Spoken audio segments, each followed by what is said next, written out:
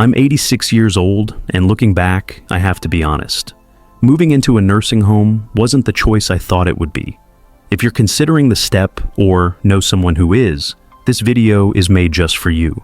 Today, I'm sharing the 5 biggest reasons why I regret moving into a nursing home and why it might not be the answer you expect. These aren't just complaints. They're honest truths that could save you from heartache and help you make a better decision for your own life or the life of someone you care about. Stick with me because what I'm about to share could change how you think about aging, care, and where you find comfort and dignity. By the end, you'll have a clearer picture of what to expect and how to protect your independence and happiness. If you want to understand the realities of nursing home life from someone who's lived it, then you're in the right place. Let's get started. One of the most difficult realities I faced after moving into a nursing home was the sudden and profound loss of personal freedom and privacy. Before I moved in, I imagined that this transition would bring comfort and care without too much compromise, but the truth was quite different. In a nursing home, your daily routine becomes governed by strict schedules that don't always consider your personal preferences or habits. Meals are served at set times, activities are planned without much input from residents, and even simple things like choosing when to get up or go to bed are often dictated by the facility's rules rather than your own body clock. Privacy becomes a rare luxury. Many rooms are shared or at the very least monitored by staff regularly, which means that moments of solitude or quiet reflection can be interrupted frequently. You may find yourself hesitant to express personal emotions or needs because there's a feeling that you're always being watched or rushed. For someone like me who valued independence and the ability to control my own environment, this loss was a significant emotional blow. The psychological impact of losing autonomy in such a visible way cannot be overstated. It's not just about routines, it's about dignity and feeling like your life is still yours to live. I often noticed a decline in my mood and energy during those early months because I felt trapped in a system that prioritized efficiency over individual respect. This is a common experience among nursing home residents, many of whom struggle to adjust to this new loss of control. For example, my friend James, who was 82, moved into a nursing home last year and has expressed similar regrets. He told me that the hardest part wasn't the medical care, but the inability to decide what his day looked like. He missed the simple pleasure of making his own choices, like when to have a cup of coffee or take a walk outside. And this lack of control weighed heavily on his spirit. This is not to say that nursing homes don't provide essential care, especially for those with serious medical needs. However, the trade-off in personal freedom is something that should be fully understood and carefully considered. It's a part of nursing home life that many seniors and their families underestimate until they are living it. Recognizing this reality early can help you prepare emotionally and advocate for yourself or your loved one. Some facilities may offer more flexibility or private rooms, but it's crucial to ask about these options and assess how they align with your values and expectations. Understanding the loss of freedom and privacy is the first step in weighing the true costs and benefits of moving into a nursing home. It's a deeply personal decision, but one that deserves honest reflection so that you don't find yourself regretting it later, as I did. Moving into a nursing home often comes with the expectation of social connection. After all, you're no longer alone in your own home. Yet, one of the most surprising and painful realities many of us face, including myself, is feeling isolated even when surrounded by others. This paradox of loneliness amid a crowd is something I wish I had understood better before making the move.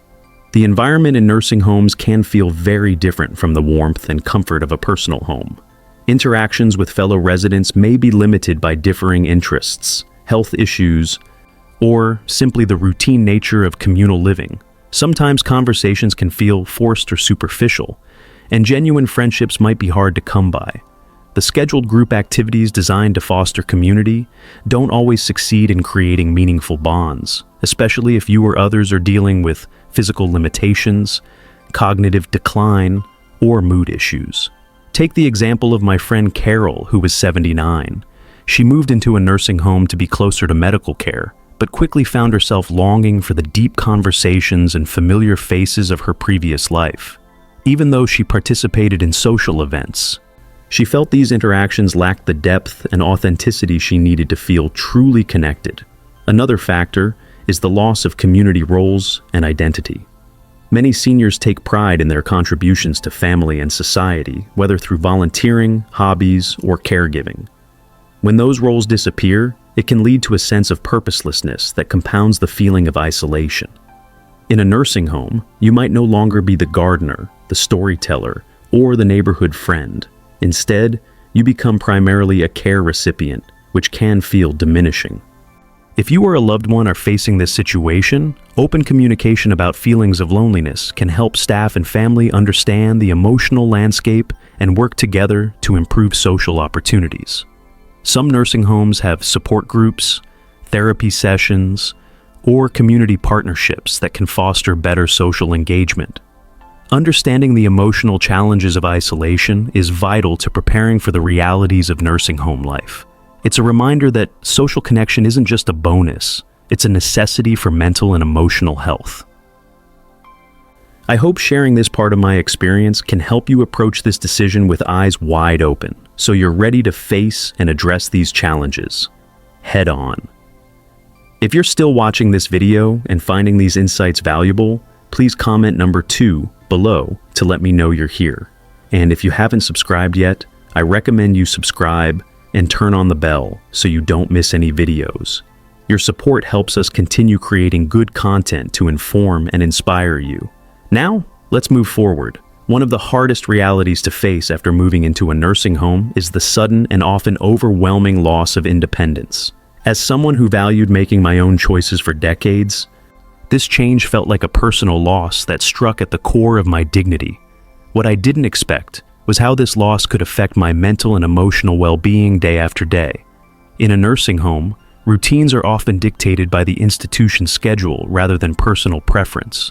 Meal times, medication administration, bathing, and activities all follow strict timelines designed to serve many residents efficiently.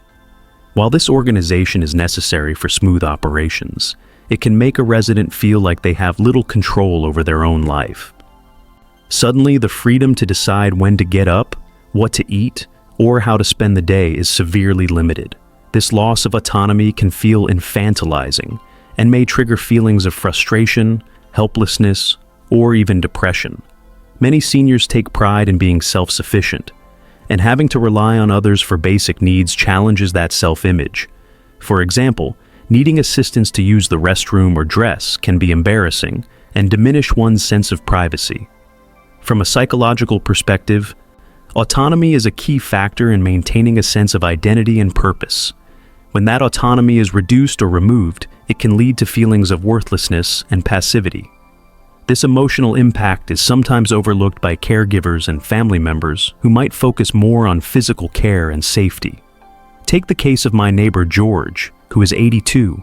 After moving into a nursing home, he found himself unable to pursue hobbies he loved, such as gardening and woodworking, because the facility had limited resources and strict rules. This lack of opportunity to engage in meaningful activities contributed to his feelings of boredom and loss of self. Additionally, the loss of independence can strain relationships with family members. Seniors may hesitate to ask for help or communicate their needs out of fear of being a burden or losing even more control. Meanwhile, family members might unintentionally reinforce this dynamic by taking over decision-making without involving their loved one fully. It's important to recognize that feeling in control of one's life, even in small ways, can significantly improve mental health and quality of life in a nursing home. Simple choices like selecting clothing, deciding on daily routines, or choosing social activities can restore a sense of agency and personal value. Some nursing homes have embraced resident-centered care models, aiming to promote independence by offering choices and encouraging participation in decisions. However, these approaches vary widely and may not always meet the individual needs of each resident. For those considering a nursing home or already living in one, it's vital to advocate for your preferences and seek out facilities that respect and foster autonomy. Engaging with staff to express your desires, finding supportive peers, or involving family members in encouraging independence can make a meaningful difference. Understanding the emotional impact of losing independence helps prepare you to face this challenge with resilience and seek ways to regain control where possible. It reminds us that dignity and respect are not just about physical care, but about honoring the whole person's right to live their life as fully as possible.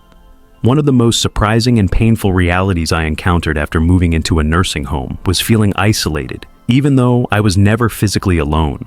At first, I thought being around staff and fellow residents all day would make loneliness less of a problem, but over time, I realized that physical proximity does not guarantee meaningful connection. This kind of loneliness is different from simply being alone at home. In the nursing home, people come and go, but relationships often remain superficial. Many residents are dealing with their own health issues or personal struggles, making it hard to form deep bonds. Staff members are dedicated, but often pressed for time, so interactions can feel rushed or task-oriented. The absence of familiar faces and familiar surroundings only adds to the sense of disconnection. Leaving the home you've lived in for decades means leaving the backdrop of your life story, the neighborhood you knew, and the routine that gave comfort. Even regular visits from family members may not fill the void of daily consistent companionship.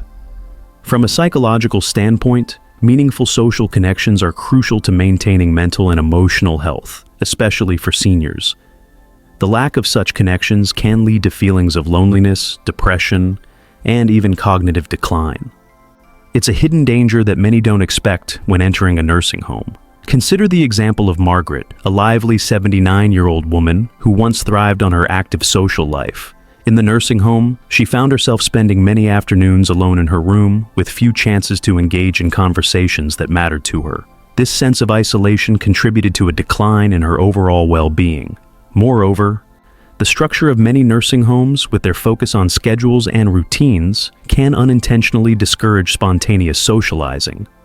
Group activities may not always cater to diverse interests or physical abilities, leaving some residents feeling excluded or bored. This emotional isolation isn't just painful, it can be dangerous. Research shows that loneliness can increase the risk of heart disease, stroke, and a weakened immune system. It's not just about feeling sad, it's a real health concern that affects longevity. For seniors considering nursing home care or those currently living there, it's important to actively seek ways to build meaningful connections. Engaging in clubs, volunteer opportunities, or interest groups within the facility can help, but sometimes it requires advocating for more personalized social opportunities. Family members also play a crucial role in mitigating isolation by visiting regularly, encouraging participation in social activities, and staying attuned to the emotional state of their loved ones. Small gestures like phone calls, video chats, or sharing photos can make a big difference. Understanding the emotional toll of isolation encourages us to look beyond the physical environment and address the deeper need for connection and belonging. It reminds us that no matter where we live, the quality of our relationships often defines the quality of our lives. If you're still watching this video and finding these insights valuable, please comment number 4 below to let me know you're here.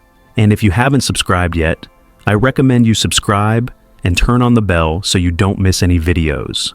Your support helps us continue creating good content to inform and inspire you. Now, let's move forward.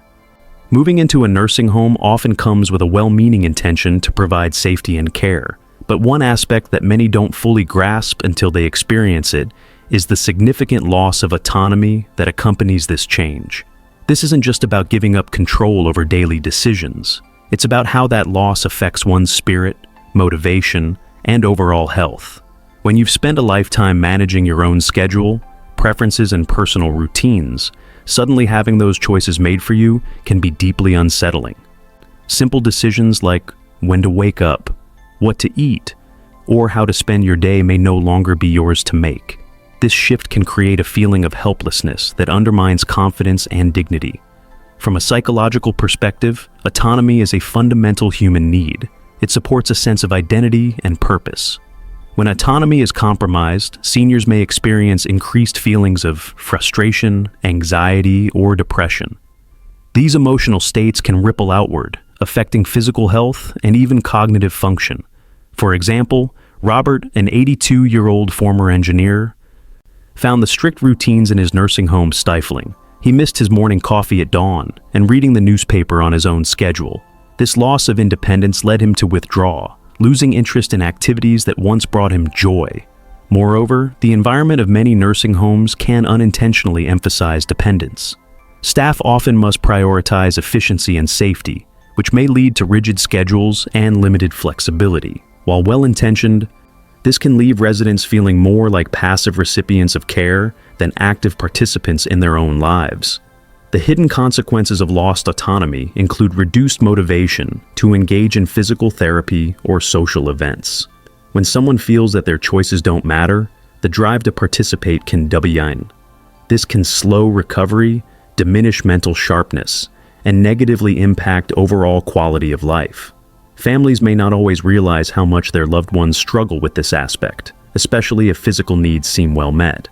Yet, emotional and psychological needs are equally critical. Supporting autonomy where possible, like allowing choice in meals, activities, or daily routines, can make a significant difference. Encouraging seniors to voice their preferences and respecting those choices fosters a sense of control and respect. Even small degrees of autonomy can improve mood, promote engagement, and help preserve self-esteem. Recognizing the importance of autonomy also challenges nursing homes to rethink care models. Shifting toward person-centered approaches that balance safety with freedom can help residents feel more empowered and valued. For those contemplating nursing home care, understanding this hidden cost of lost autonomy is vital. It encourages asking questions about how much control residents have over their lives and advocating for environments that honor individuality. This awareness is not about rejecting care, but about ensuring that care supports the whole person, body, mind, and spirit. It reminds us that preserving dignity through autonomy is key to aging well, even in a care facility. If you're still watching this video and finding these insights valuable, please comment number 6 below to let me know you're here. And if you haven't subscribed yet, I recommend you subscribe and turn on the bell so you don't miss any videos. Your support helps us continue creating good content to inform and inspire you. Now, let's move forward. Looking back on these reasons why moving into a nursing home can bring regrets, it's clear that the experience touches far more than just the physical side of aging. It's a complex blend of emotional, social, and psychological factors that shape how seniors feel about this major life change. What stands out the most is how deeply important dignity, respect, and a sense of control remain as we grow older, no matter the setting. Many seniors enter nursing homes expecting care and safety to be the answers to their challenges. Yet, what they sometimes discover is that the loss of independence, the shifts in social connection, and the change in environment can create new difficulties that weigh heavily on the heart. This is not to say that nursing homes are without value. They provide essential medical and daily support. However, it's crucial to acknowledge the emotional costs and to seek ways to preserve quality of life beyond just physical health. If you've experienced this transition or are facing it with a loved one, take time to reflect on what truly matters. Freedom to choose, feeling heard, and maintaining social bonds. These pillars of well-being often make the difference between simply existing and truly living. It's a call for compassion, creativity, and respect in how care is delivered. I'd love to hear from you. What stood out to you the most in today's video? Do you see any of these reasons in your own experience or that of someone you know? Sharing your story can help others and bring awareness to these important issues. Please leave a comment below and share one thing you learned today and how you plan to use it in your life. Your thoughts are important to us, so don't hesitate to share them. Reading your comments gives us great motivation and encouragement. If you enjoyed this video and found it helpful, please like, subscribe, and share. Your support helps us continue creating good content to inform and inspire you. Thanks for watching, and we look forward to seeing you in the next video.